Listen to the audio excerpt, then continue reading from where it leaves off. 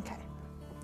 And when you have it nice and rounded, go ahead and make sure it's in the shape you want it to be. So if there's any little areas you need to straighten out, there we go. Now what we're going to do is we're going to use our mold. Now this is a great little mold because it's got this kind of larger floral motif, and then it's got this small one, and we're going to use a combination of these two to really make this mirror look beautiful and ornate.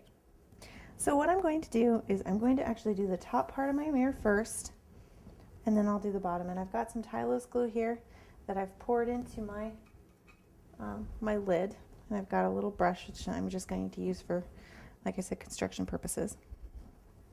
And we're going to do this large one first. Now this mold can be a little difficult to use. The reason being it's so ornate.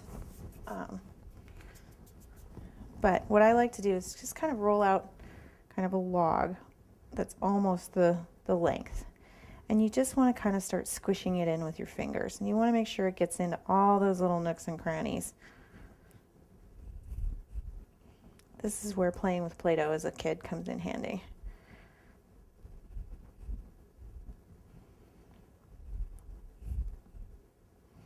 Okay. Now you can see that it's not sitting flat in the mold. You can see that we've got too much fondant for our mold. And that's okay. What we're going to do is we're going to take our paring knife, and if you dip it in your Crisco, that really helps. And we're just going to very carefully run the knife right across that top. And you want to make sure you're not cutting into your mold.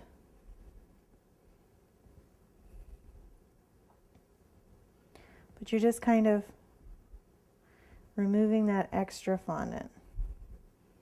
Just like that. And you'll still have some little rough patches, so what you can do is just kind of press at those with your fingers so that it gets nice and a nice, very uniform, very flat finished edge. And I like to rub from the outside in just to make sure my edges are nice and clean. Okay, now when I'm happy with that, I'm going to go ahead and pull this out of my mold, and I'm going to do it very carefully so I don't damage all the hard work I just did. So what I like to do is kind of bend, and it should come right out without stretching. And you can see how beautiful that is. So now what I'm going to do is I'm going to take my Tylose glue. You can also use water for this part. If you don't have Tylose glue, you can use water for this part.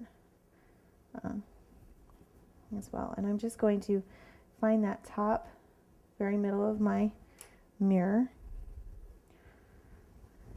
and I'm going to find the middle of my mold, and I'm actually going to place it like this so that some of the edges actually go over the edge of the mirror, and I'm just going to very carefully tap those down.